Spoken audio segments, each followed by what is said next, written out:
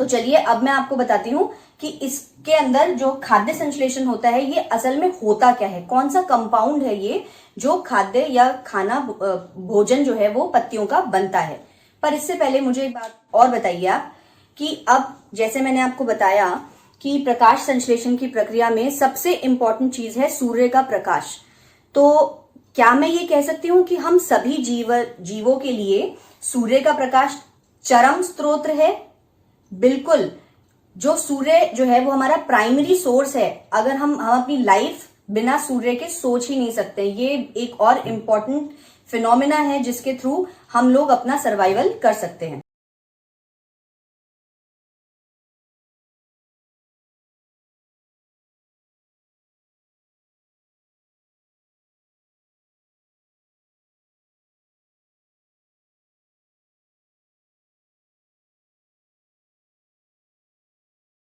मैंने आपको बताया था कि आज हम दुनिया का सबसे इंपॉर्टेंट फिनोमिना, सबसे इंपॉर्टेंट महत्वपूर्ण प्रक्रिया पढ़ने वाले हैं और वह है प्रकाश संश्लेषण।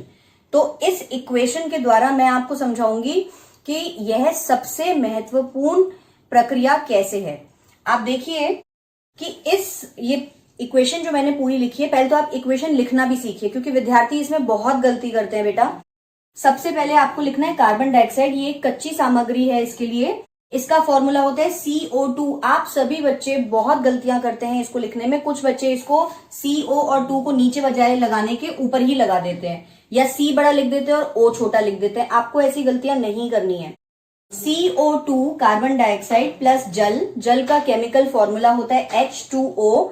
H और O बड़ा बड़ा हाइड्रोजन और ऑक्सीजन से मिलकर बनता है ये।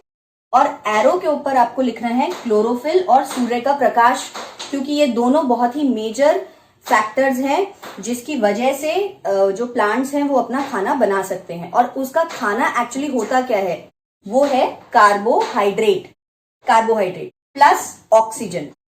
ये जो आप देख रहे हैं ये सबसे इंपॉर्टेंट बात है जिसकी वजह से मैंने कहा कि ये महत्वपूर्ण प्रक्रिया है। अगर प्रकाश संश्लेषण नहीं होता तो ऑक्सीजन जो है वो प्लांट्स नहीं बना पाते, और ऑक्सीजन अगर हमें नहीं मिलती तो आप मुझे बताइए क्या हम जीवन उसके बिना सोच सकते हैं?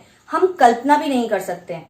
इसलिए हम ये सोच ही नहीं सकते हैं कि अगर प्रकाश संश्लेषण नहीं होता तो क्या होता, क्योंकि प्रकाश संश्लेषण बेहद इंपॉर्टेंट है। न ही सिर्फ इसलिए क्योंकि हम अपने भोजन के लिए इन पौधों पर निर्भर होते हैं, पर इसलिए भी क्योंकि यह ऑक्सीजन को मुक्त करता है। और ऑक्सीजन जो मुक्त होती है इस प्रक्रिया में, वह हमारे सर्वाइवल के लिए, हमारे सांस लेने के लिए, हमारे जिंदा रहने के लिए बेहद आवश्यक है।